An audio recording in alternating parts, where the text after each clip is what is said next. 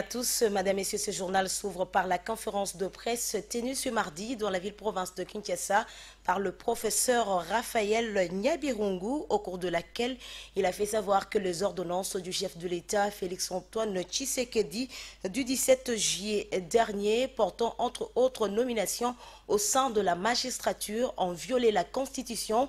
Cet ancien doyen de la faculté de droit à l'université de Kinshasa va appeler le président de la République à rapporter, vous laisse très bien dire, les dites ordonnances. C'était en présence de Élisée Oudia. Dans un premier temps, Raphaël Nyabirungu va relever plus ou moins 9 articles de la Constitution qui, selon lui, ont été violés par les ordonnances du 17 juillet 2020 du chef de l'État.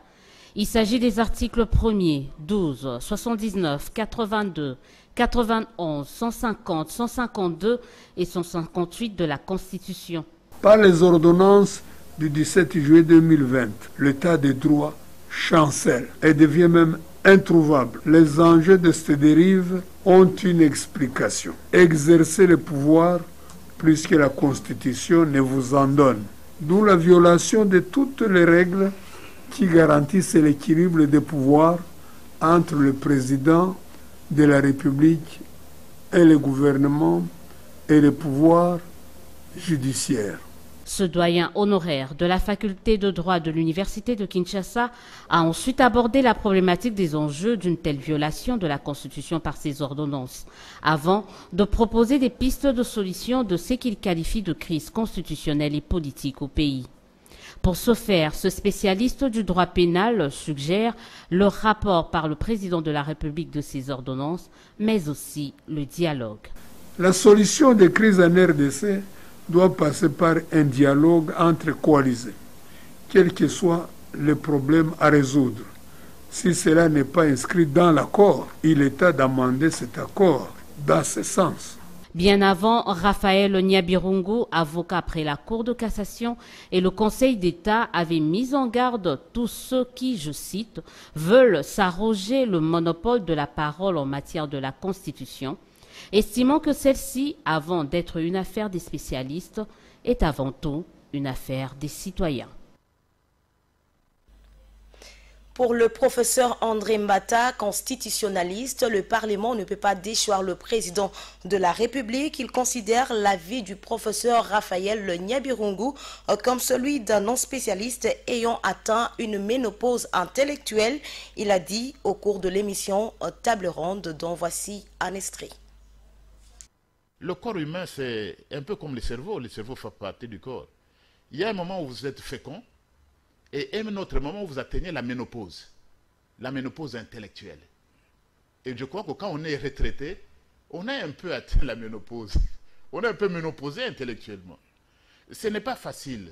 Ce n'est pas possible. Sur base de quelle Le professeur Nyabirungu serait ménopausé, si je vous comprends bien. Non, je suis en train de vous dire, vous le savez bien, qu'on atteint la ménopause même au niveau du cerveau. Le cerveau ne produit rien. Et puis quand on est retraité, vous savez ce qu'il faut faire. Il faut se reposer. Quand on est retraité. Si pendant toute votre carrière, vous n'avez jamais enseigné le droit constitutionnel, vous êtes un grand dans votre domaine, en droit pénal, et on reconnaît, on retiendra l'histoire de ce pays, qu'est-ce qu'il retiendra? Que celui que vous citez, c'est lui qui a déclassé Jean-Pierre Bemba. Jean-Pierre Bemba est devenu celui qui est parti, je n'entre pas, vous allez me dire c'est le droit pénal. Subornation des témoins égale corruption. Il a fait condamner, il a rendu Jean-Pierre Bemba inéligible. Je sais ce que les militants et le combattant du MLC récente. Parce que si Jean-Pierre Bemba est devenu inéligible, c'est à cause de cette opinion-là, mais ça ne tiendra pas.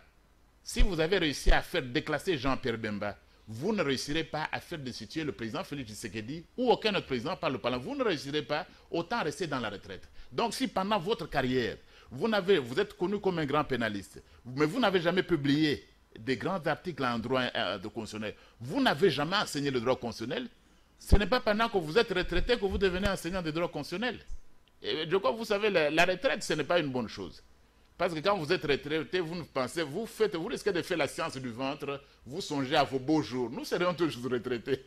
Vous pensez à comment meubler vos beaux jours, comment meubler son temps, parce qu'on ne peut plus produire, on est devenu un peu ménopausé intellectuellement. Bon, je dis non, ce n'est pas possible. Le Parlement ne peut pas. Madame, Messieurs, vous suivrez l'intégration